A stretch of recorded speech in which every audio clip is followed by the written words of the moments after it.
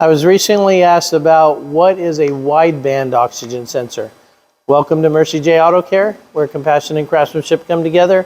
I'm Rick Smith.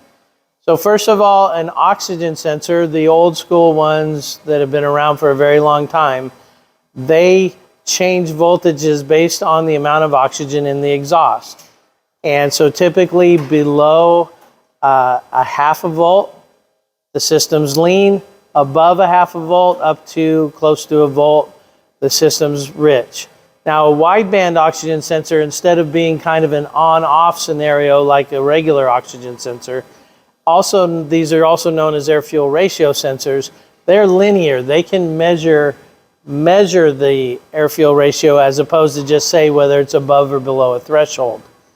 The problem with them is they are very difficult to test because the equipment to test the microamps that you have to check is very, very expensive equipment. To me, it's not worth it. You can typically use a scanner to diagnose those properly.